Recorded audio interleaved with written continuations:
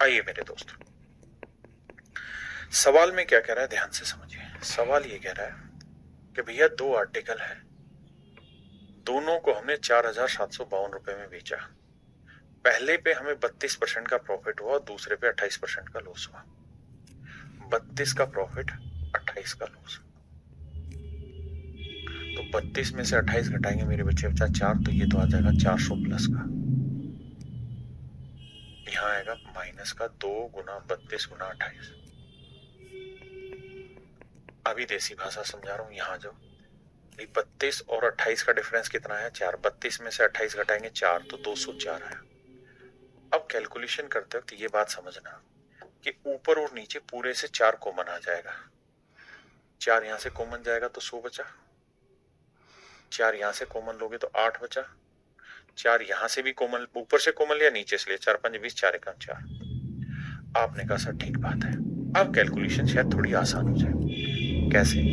देखिए, ये तो 100 था, इसे करेंगे तो 8 दूनी 16, 16 को 8 से करेंगे 16 8 128, हासिल 12, 16 दूनी 32 और 12 44, 448 आया। फिर से बताता हूँ, देखो बेटे, 8 को 2 से गुना, या 28 दूनी 56, 56 को 8 से करेंगे 8 5 40, 8 6 48, 448 आया। और ये था माइनस का, तो ये आया माइनस 448 और ये 100। तो लॉस होगा कितने का? माइनस 348 का। और बटे में कितना है मेरे प्यारे बच्चों? 51। तो पहली बात तो ये कि उत्तर छांटते वक्त मुझे लॉस में जाना है, प्रॉफिट में नहीं। तो ये मेरा गलत उत्तर है, ये मेरा गलत उत्तर। इन दोनों में से मुझे एक आंसर करेक्ट करना है। अब मेरे बच्चे मुझे ये देखना है कि दोनों ही ऑप्शन मेरे दूर दूर है। एक 6 पॉइंट समथिंग है, एक 7 पॉइंट समथिंग है। तो बेटा ये बताओ, अगर 7 लाना है तो यहाँ 51 का 7 गुना होगा, 7 एकम 7, 7 5 35। यानी अगर यहाँ 357 लिखा होता तो उत्तर आता 7, या उससे बड़ा लिखा होता तो उत्तर 7 से बड़ा आता। यहाँ तो 357 से छोटा है, तो इसका मतलब मेरा आंसर 7 से छोटा है। यानी इसे काटोगे तो ये 7 से छोटा उत्तर देगा। तो तुरंत छट्टाक से आंसर आ गया ऑप्शन सी। बताइए कितने भाई समझ गए इस बात को?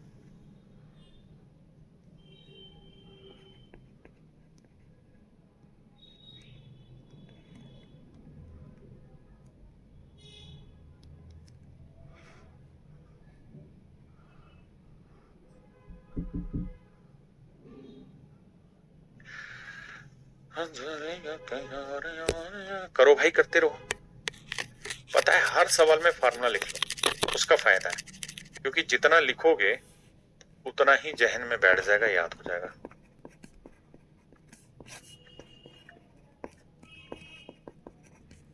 आइए मेरे दोस्त, मेरे भाई, मेरे मित्र, मेरे हमसाए, सवाल में ये कह रहा है कि एक आदमी ने दो आर्टिकल 5104 रुपए प्रत्येक में बेचे हैं।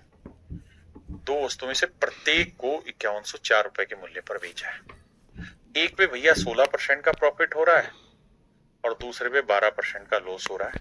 तो कह रहा है जी बताइए ओवरऑल क्या होगा, प्रॉफिट या लॉस? आओ भाई, नहीं प्रॉफिट ही पूछ रहा है। तो एक पे 16% का प्रॉफिट है भैया, एक पे 12% का लॉस है, ऐसा ही है। तो देखो 16 में 12 गया 4, तो यह आया 400, बिल्कुल ठीक है। माइनस 2 गुना 16 गुना 12, नीचे करेंगे तो 200, 16 में 12 गया 4, 204।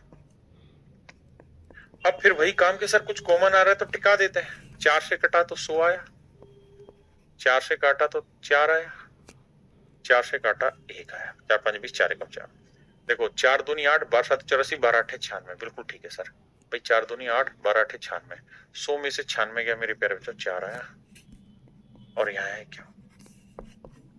अब पहली बात तो ये कि प्रॉफिट आ रहा है, और मजे की बात ये है कि उसने पूछा ही ये है कि ओवरऑल गेन क्या होगा। तो अब क्या करें सर? अब थोड़ा दिमाग दौड़ाना होगा और दिमाग के हिसाब से कार्रवाई चलानी होगी। मेरे बच्चे, मैं एक चीज तो नोटिस कर रहा हूं कि ऑप्शन जो है थोड़े थोड़े तो दूर है, थोड़ा थोड़ा तो दूर है, बिल्कुल दूर है सर। एक बात बताओ भाई, एक तो तरीका है कि 4 को 51 से भाग दे देते हैं मूर्खों की तरह। तो भैया नहीं जा रहा, फिर एक जीरो और लगाया यहाँ पे, फिर भी नहीं जा रहा, फिर एक जीरो और लगाया, तो 8 5 40, 8 पे जाएगा, 8 एकम 8, 8 5 40, 8 पे नहीं जाएगा, तो 8 से छोटा रहेगा, यानी 7 पे जाएगा। तो 7 एकम 7, 7 5 35। तो ये समथिंग, यानी इसका आंसर जो होगा 0.07 से थोड़ा बड़ा होगा। अब 0.7 से बड़ा कौन सा है? 07 से नजदीक ये वाला है, तो ऑप्शन ए, यानी ए के नजदीक मेरा आंसर आ रहा है। अब आपके पेपर में कैसे करें तो ध्यान देना, पेपर में क्या करना है मेरे प्यारे बच्चों, थोड़ी बुद्धि दौड़ाओ अगर आपको डेसिमल की समझ है। अगर मैं ऊपर नीचे 2 से गुना कर दूं तो ऊपर आएगा 8 और नीचे आएगा 102। मेरे बेटा एक बात सोच के देखना जवाब देके, अगर यहां 8/100 होता, अगर 8/100 होता तो उत्तर आता 0.08। आप कहते हैं फर्स्ट क्लास बात कही सर, बिल्कुल ठीक कहा। अगर यहाँ 100 होता तो उत्तर आता 0.08। अगर नीचे वैल्यू बढ़ गई है तो ऊपर उत्तर छोटा आएगा, यानी इससे छोटा आएगा, यानी 0.08 से थोड़ा छोटा रहेगा। 0.8 से छोटा कोई है नहीं, तो ऑप्शन ही ए है। दिमाग दौड़ाओ दिमाग, गुरुजी दिमाग में प्रिंट हो गया, यही हम चाह रहे हैं हमदर्द ईमान भाई, बट अपने दोस्तों को बोलो वो बरगला जाते हैं। हम भी चाहते हैं हमारा अप्रिशिएशन हो।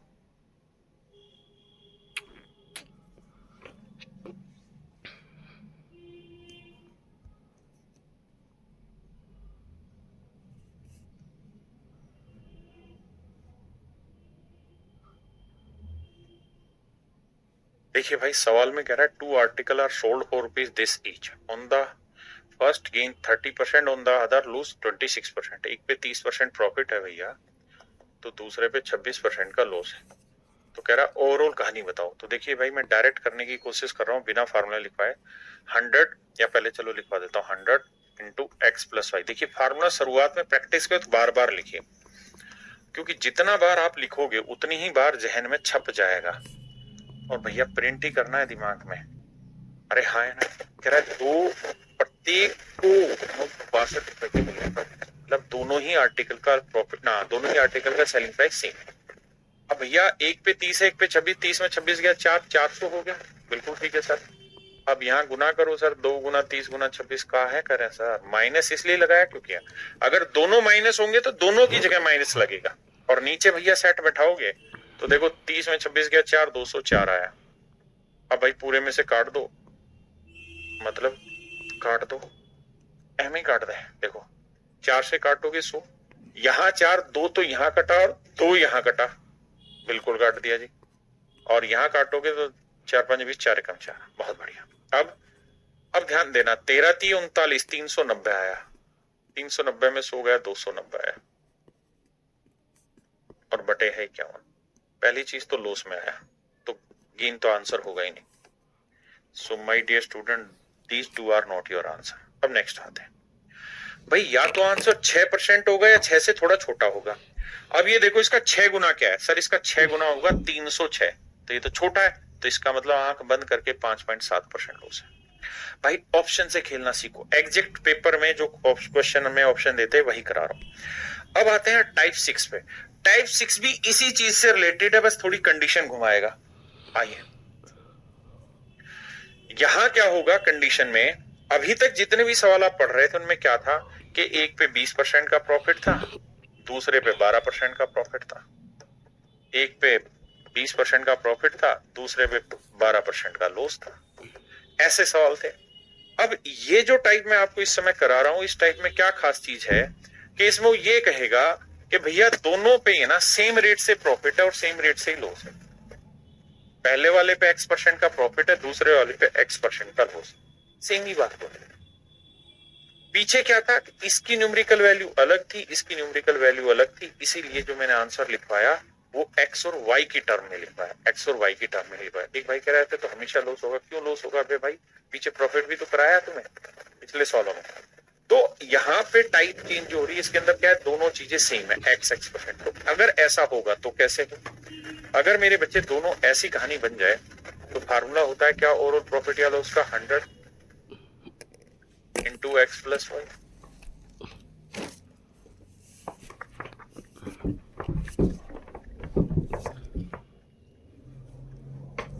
बिल्कुल यही होता है सर।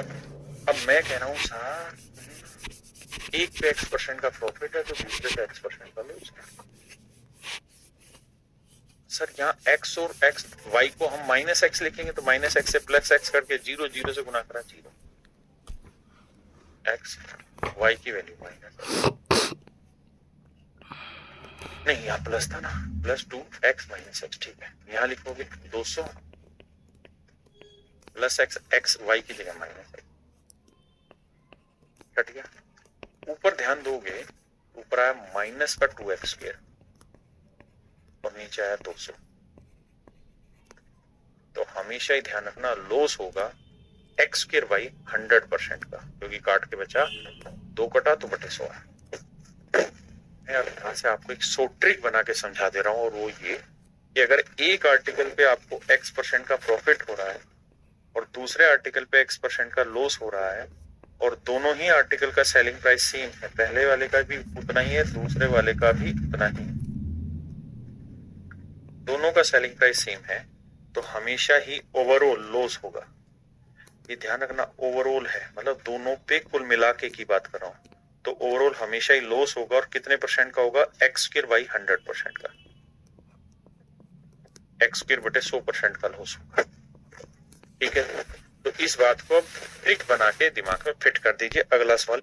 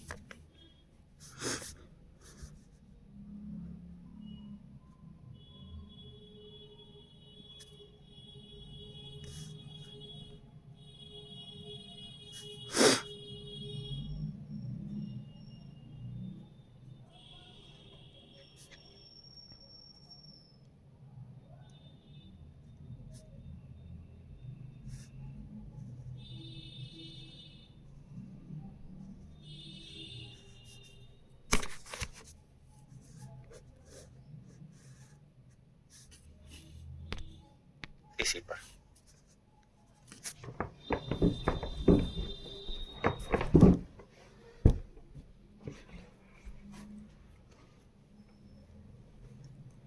देखिए मेरे भाई, कहता है एक व्यापारी 2 मशीनों को 12,000 रुपए प्रति मशीन की दर से बेचता है। 2 मशीनों को 12,000 रुपए प्रति मशीन की दर से बेचता है, यानी दोनों ही आर्टिकल का सेलिंग प्राइस सेम दे रखा है। एक मशीन पे 32% का प्रॉफिट है, तो दूसरी मशीन पे 32% का लॉस है। वही एक पे x% का प्रॉफिट है, तो दूसरे पे x% का लॉस है। पूरे लेन देन की प्रक्रिया में उसका लाभ या हानि प्रतिशत ज्ञात करें। तो मेरे प्यारे बच्चों, आंख बंद करके कह दो सर, लॉस परसेंट होगा, कितना होगा सर? एक्स स्क्वायर, यानी 32 का स्क्वायर बटे 100%। अब सर कहानी क्या है कि 32 का स्क्वायर हमको आता नहीं है, पर याद रखिए 1024 होता है, और बटा 100 करोगे तो डेसिमल में जो आपका आंसर आएगा वो आएगा 10.24%।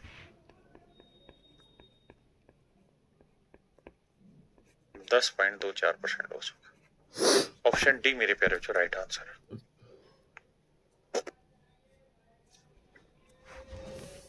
कह रहे man sells 2 pipes at ₹12 each.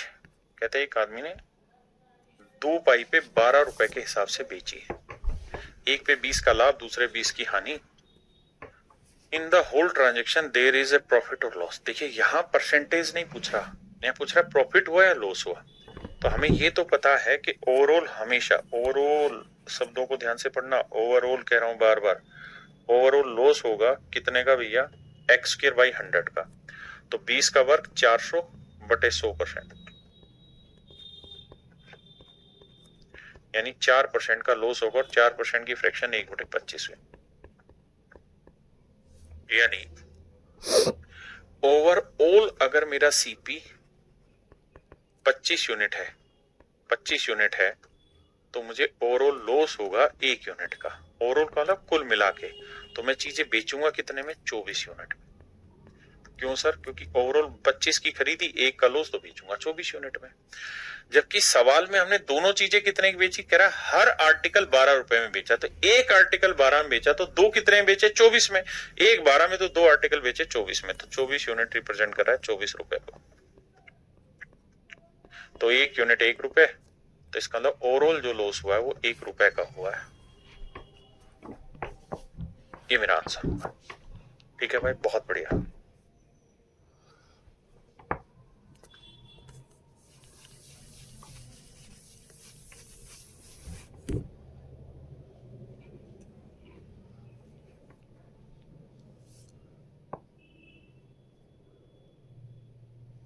देखिए मेरे भाई, सवाल में कह रहे हैं man sells 2 article for rupees this, he gain 5% on one article and loss 5% on the other, find his overall gain और लॉस। तो देखो यार, 5 का वर्ग हुआ 25/100%। 25/100% मेरे प्यारे बच्चों, उसको क्या होगा? लॉस होगा, है ना? लॉस होना है। काटोगे भी तो यार ये आएगा 1/4%, लेकिन ध्यान रहना 1/4% आया है, ठीक है जी। फॉर्मूला रहता है भाई x²/100%। तो x की वैल्यू 5 है, तो 5 का 25/100 यानी 0.25% का लॉस होगा। इसकी फ्रैक्शन बनाओगे तो 1/4 और परसेंट का बटे 100। इसका मतलब ओवरऑल सीपी 400 है, ओवरऑल सीपी 400 यूनिट है। तो जो लॉस होगा वो 1 यूनिट का होगा। तो सेलिंग प्राइस कितना होगा भैया? 399 रुपए। आप कहे ठीक है सर, ओवरऑल की बात हो रही है। वो कह रहा है कि प्रत्येक वस्तु 9975 रुपए में बेची है, हर एक आर्टिकल 9975 का। तो भाई एक आर्टिकल 9975, तो दोनों आर्टिकल कितने हो गए? 2 गुना 9975। तो भैया 1 यूनिट की वैल्यू ही हमसे पूछी हुई है, तो हो जाएगी 2 गुना 9975 बटे 399। आइए भाई लगाते हैं दिमाग, करते हैं कैलकुलेशन का काम तमाम। 3 से काटेंगे, 3 एकम 3, 3 तिया 9, 3 तिया 9, 3 तिया 9, 3 तिया 9, 3 दूनी 6, 3 5 15। अब 19 7 133, है ना? 7 से काटते हैं, 7 19 133, 7 से काटेंगे। वैसे तो हम डिजिटल सम भी लगा सकते हैं भाई, 9 और 3 हमने काट दिया, तो हम डिजिटल सम भी लगा सकते हैं, हमें दिक्कत नहीं है। देखो भाई, अब डिजिटल सम लगा लेते हैं। तो अगर डिजिटल सम अप्लाई करना आपको आता है तो 3 3 4 ना, 3 3 6 और 1 7, तो 7 को 4 से नीचे गुना करना पड़ेगा, 4 से ऊपर, तब 1 बनता है। अब देखो 5 और 3 8 और 2 10 और 3 13, 13 का डिजिटल सम बना 4, और ये तो 2 चौक 8, 8 चौक 32, 32 का डिजिटल सम बना 5। अब देखते हैं किसका डिजिटल सम 5 बनेगा। तो 1 यूनिट लॉस हो रहा है पहली बात। तो प्रॉफिट वाले तो चेक ही नहीं करने, हमने लॉस चेक करना है। तो 6 और 0 का डिजिटल सम 6 गलत आंसर है, हमें चाहिए 5, तो वो यहां से बन रहा है। तो option D is your correct answer.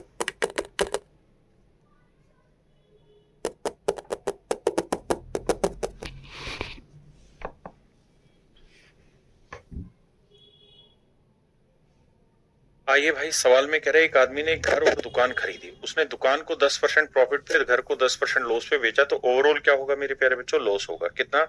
10 का वर्ग 100, तो 100/100% का, यानी 1% का लॉस होगा।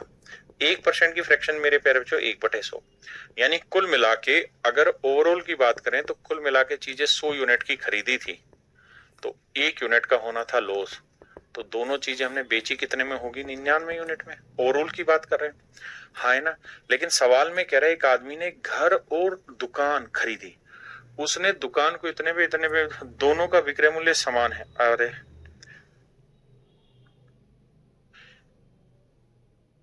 यहां लिखा हुआ है दोनों का विक्रय मूल्य समान है 1-1 लाख रुपए। कह रहा है कि ₹1,00,000 ईच, कहता है दोनों को 1-1 लाख में बेचा। तो मैं ये कह सकता हूं कि दोनों का जो ओवरऑल सेलिंग प्राइस होगा वो 2 लाख होगा। बिल्कुल होगा सर। तो भैया 99 यूनिट 2 लाख, तो 1 यूनिट की वैल्यू 2/99, 2/99 लाख। ये मेरे प्यारे बच्चों मेरा आंसर आ गया। 1 यूनिट की पूछी थी लॉस, तो वो आया 2/99 लाख। तो मेरे भाई मेरा आंसर आएगा 2/99 लाख का लॉस, है ना?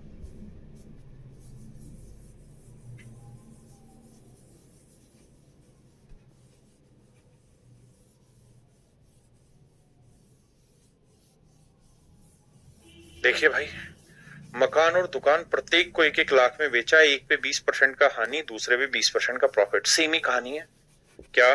कि साहब 20 का वर्क करेंगे 400, 400/100, यानी मेरे प्यारे बच्चों 4% का लॉस हुआ। और 4% की फ्रैक्शन 1/25, यानी ओवरऑल अगर हमने दोनों चीजें 25 यूनिट में खरीदी मेरे बच्चे, ओवरऑल दोनों चीजें 25 यूनिट में खरीदी है, तो लॉस होगा 1 यूनिट का। तो दोनों चीजें बेची कितने में होंगी? हमने 24 यूनिट में। और रिप्रेजेंट कर रहा है दोनों चीजें बेची हमने कितने में? 1-1 लाख में, यानी 2 लाख में। तो 24 यूनिट 2 लाख, तो 1 यूनिट 2/24 लाख, यानी 1/12 लाख। तो लॉस होगा 1/12 लाख का, लॉस होगा मेरे भाई 1/12 लाख का। मुझे लगता है कि इसको आप कर लोगे यार, काफी करा दिया मैंने इस टाइप पे सवाल, इस पे भी आप कर लोगे यार, ठीक है। अब आते हैं टाइप 7 में। अभी तक जितने भी सवाल मैं आपको करा रहा था वहां सेलिंग प्राइस ही मेरे प्यारे बच्चों आपको सेम दे रखा होता था, पहले का दूसरे का। इन सवालों में क्या होगा कि जरूरी नहीं सेलिंग प्राइस सेम हो, कह दे दोनों का प्रॉफिट या लॉस बराबर हो रहा है, दोनों का, एक का सीपी बराबर है दूसरे का एसपी बराबर है, तो सेम उसी तर्ज पे जाएगा। आइए, जैसे पहला सवाल है, कहता है दो वस्तुओं ए और बी को क्रम से 10 और 15% प्रॉफिट में बेचा, दोनों पर लाभ की बराबर राशि प्राप्त हुई। यहां से अंडरलाइन करो, दोनों पर लाभ की बराबर राशि प्राप्त हुई। कह रहा है दोनों की जो प्रॉफिट की वैल्यू आई वो इक्वल है। तो भाई ध्यान दो जरा, दोनों में प्रॉफिट की वैल्यू इक्वल है। भैया दो आर्टिकल है ए और बी, बहुत सुंदर जी। अब ये बताओ भाई 10% की फ्रैक्शन 1/10, यानी ए ने चीज 10 की खरीदी, 1 का लाभ बेची कितने में, 11। बी ने वही आर्टिकल 15% प्रॉफिट में बेचा, यानी 3/20, यानी 20 में खरीदा, 3 का लाभ उठाया, बेचा कितने में, 23 में। अब सवाल में क्या कह रहा है वहां आते हैं। सवाल में ये नहीं कहा कि दोनों का सेलिंग प्राइस सेम है, सवाल में कह रहा है if the amount of profit received is the same. कहता है दोनों से जो हमें प्रॉफिट का अमाउंट मिला है वो सेम मिला है। तो भैया दोनों जगह प्रॉफिट का अमाउंट सेम करते हैं बाबू, आइए। कैसे, यहाँ 3 है 1 है, तो यहाँ 3 से करो, हो गया सेम। तो इधर भी 3 से, इधर भी 3 से। तो कह रहा है ए और बी का क्रय मूल्य क्या हो सकता है। तो भैया ए का क्रय मूल्य कितना हुआ, 30 यूनिट, तो बी का क्रय मूल्य कितना हुआ, 20 यूनिट। तो इनका रेशियो क्या हुआ, 3:2। तो जो भी मेरा आंसर होगा उनके सीपी का रेशियो 3:2 होगा। देखो यार, 1000 और 1500 का रेशियो निकालोगे 3:2 नहीं आएगा, इसका रेशियो 5:2 आएगा, इसका रेशियो 3:2 आ जाएगा, इसका रेशियो 3:5 आएगा। तो हमें जो रेशियो चाहिए था वो सीपी का क्या चाहिए था, 3:2, क्योंकि 30-20 मतलब 3:2।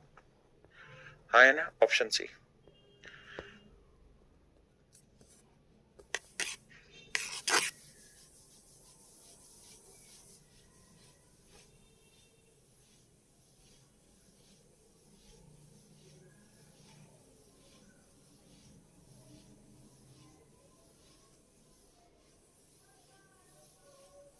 देखिए बाबू, सवाल में मैं दो वस्तुएं बेच रहा हूं, मैं पहली वस्तु को 10% हानि पर और दूसरी वस्तु को 25% लाभ पर।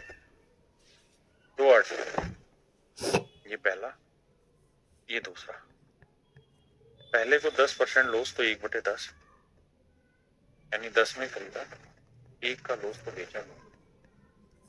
ये दोनों आर्टिकल का सेलिंग प्राइस, ये सीपी। और दूसरे को कहता है 25% प्रॉफिट पे बेचा, 25% की फ्रैक्शन 1/4, 4 में खरीदा, 1 का लाभ तो बेचा कितने में, 5 में। ठीक है जी। अब कहानी क्या कह रहा है उस पे आते हैं। If the coast price of the first article, कहता है पहले आर्टिकल की जो कोस्ट प्राइस है,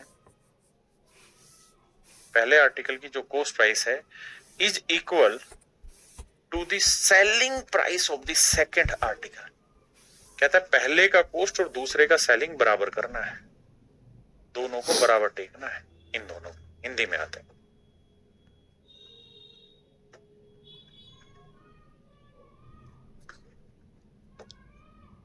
कह रहा है यदि पहली वस्तु का क्रय मूल्य और दूसरी वस्तु के विक्रय मूल्य के बराबर है, पहली का सीपी दूसरे का एसपी बराबर है, तो भैया दोनों को बराबर करें, तो इधर 2 से गुना करो, तो ये हो गए बराबर, तो इधर भी 2 से, इधर भी 2 से।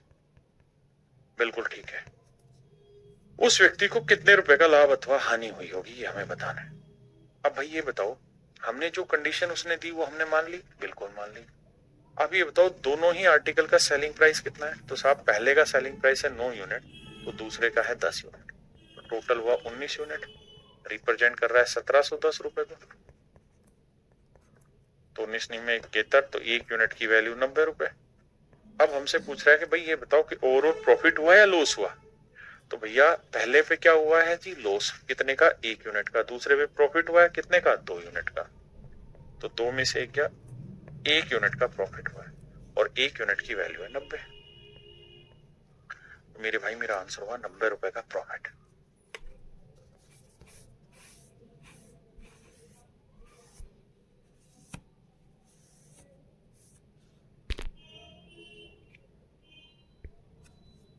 अब आती मेरे प्यारे बच्चों, यहां पे क्या होगा, वो ये कहेगा कि पहले वाले में कुछ प्रॉफिट हुआ और दूसरे वाले में कुछ लॉस हुआ और कुल मिला के overall no profit no loss, no profit no loss हुआ। कहेगा भाई दो चीजें हैं, एक को हमने प्रॉफिट में बेचा, दूसरी को हमने लॉस में बेचा। एक को हमने प्रॉफिट में बेचा, दूसरी को लॉस में बेचा, कुल मिला के हमें नो प्रॉफिट नो लॉस हुआ। तो मेरे भाई जब भी ऐसी चीज आएगी तो एक बात ध्यान रखना कि हमने दो चीजों पे ट्रांजेक्शन किया और नो प्रॉफिट नो लॉस है। अगर हमने इसमें 40 रुपए का प्रॉफिट कमाया है ना, तो यहां 40 का लॉस कमाएंगे तभी ऐसा होगा कि नो प्रॉफिट नो लॉस होगा। या यहां 10 का लॉस कमाया था या 10 का प्रॉफिट कमाएंगे तभी मेरे बच्चे हमें नो प्रॉफिट नो लॉस होगा। इसी पे सवाल ले रहे हैं।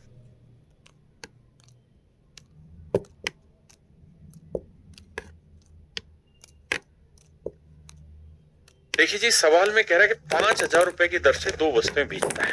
पूरे लेन देन में ना तो हानि होती है ना ही उसको लाभ होता है। Shashi sells 2 article for rupees 5,000 each with no loss and no profit in the overall transaction. If one transaction is sold at 16:2/3% loss, then other is sold at a profit of what?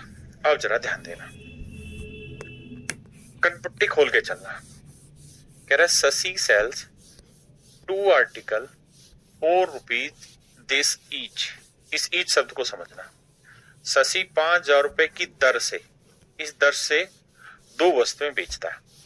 इसका मतलब पहला article भी 5,000 का बेचा, दूसरा भी 5,000 का बेचा, मतलब दोनों ही आर्टिकल का जो सेलिंग प्राइस है मेरे प्यारे बच्चों सेम है। ऐसा मैं नहीं कह रहा हूं, सवाल कह रहा है। कह रहा है जी पहले पे हमें 16.3% का लॉस हुआ है। पहले पे हमें 16.3% का मेरे प्यारे बच्चों लॉस हुआ है।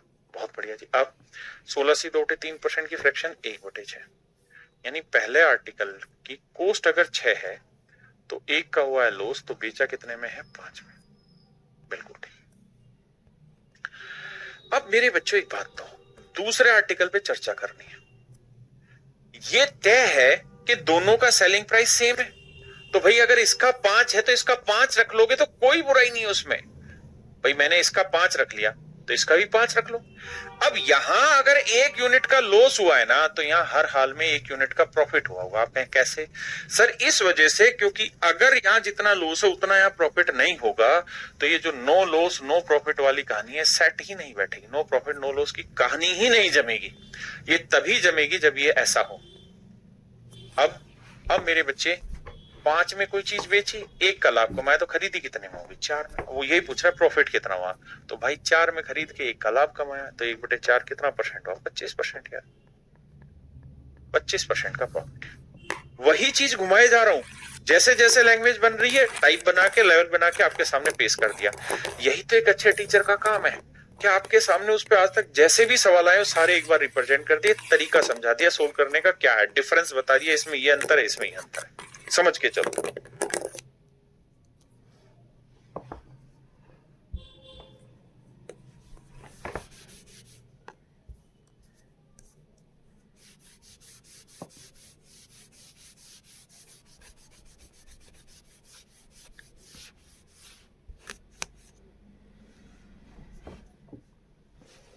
कहता जी एक व्यापारी 8400 रुपए बैल की दर से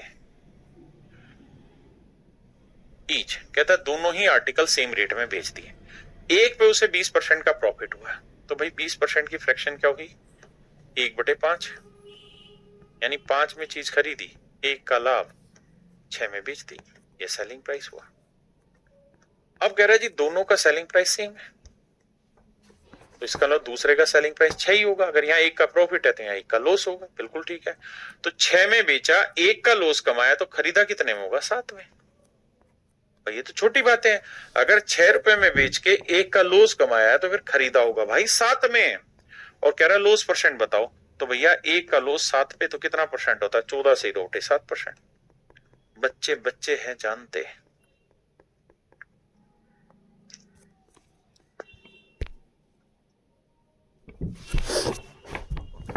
एक व्यक्ति दोनों वस्तु में से प्रत्येक को 600।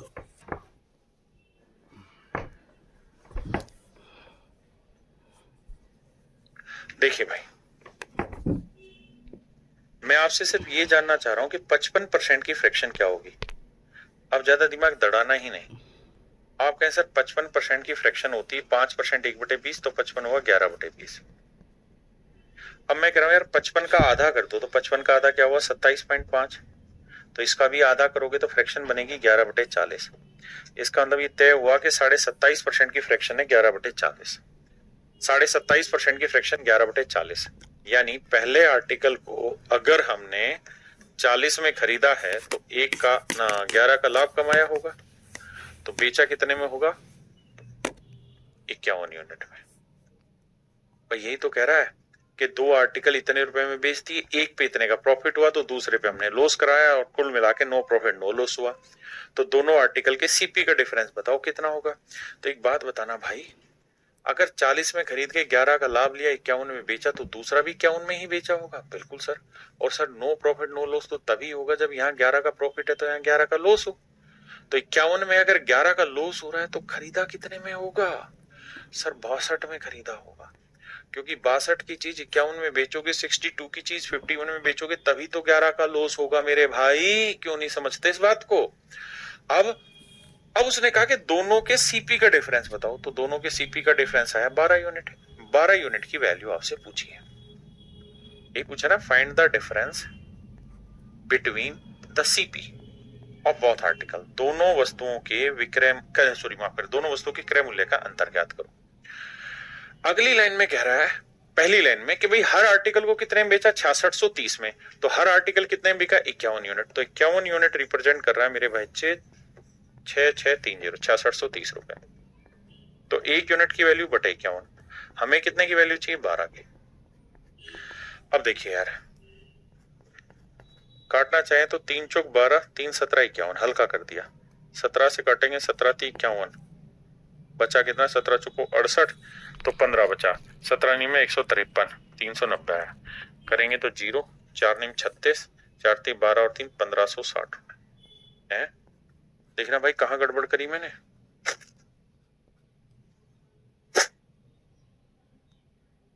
कह रहा है हर आर्टिकल कितने का बेचा, देखना कहां गड़बड़ करी, 22 यूनिट। अच्छा 40 इसमें 22 का आएगा गैप, माफ करना 22 आएगा, माफ करना। तो भाई 51 यूनिट 6630 रुपए, माफी चाहता हूँ भाई, तो बटे में 51, तो कह रहा 22 यूनिट की वैल्यू का, मैं माफी चाहता हूँ भाई हाथ जोड़ के। अब आ जाइए सवाल में। अब यार आप डिजिटल सम से भी कर सकते हैं, और भी कई मेथड आप अप्लाई कर सकते हैं कैलकुलेशन में। डिजिटल सम लगाने के लिए पहले 3 हटा देते हैं तो 17 आया। यहाँ 3 दूनी 6, 3 दूनी 6, 3 कम 3 0, बिल्कुल ठीक है। अब पॉइंटों में है नहीं, कट भी रहा है सीधा सीधा, ठीक है जी, कट रहा है। तो देखिए अगर ना भी काटते ना, तो भी मैं इस सवाल को चुटकियों में बता सकता हूं। अब आपको कैसे, ऐसे कि भाई इस सवाल का जो आंसर होगा ना, वो हर हाल में 11 का मल्टीपल होगा। कहें क्यों? क्योंकि 22 जो है ना, उसे हम 11 गुना 2 लिख सकते हैं, और 17 इसको काटेगा ही काटेगा। 11 की डिविजिबिलिटी 4 2 6, ये भाग हो रहा है, ये भाग नहीं हो रहा। 8 6 2 8, ये भी भाग हो रहा है 11 से। 8 5 13, ये भी भाग हो रहा है। यानी 3 ऑप्शन 11 की डिविजिबिलिटी से चले गए, लेकिन ये तय हो गया कि ये आंसर नहीं है।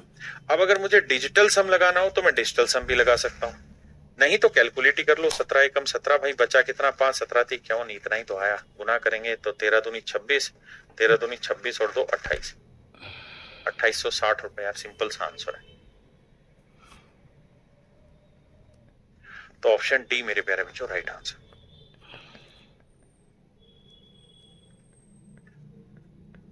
चलिए मेरे प्यारे बच्चों, आज के लिए इतना ही रखते हैं, बाकी फिर कल मिलेंगे। Thank you, have a nice day.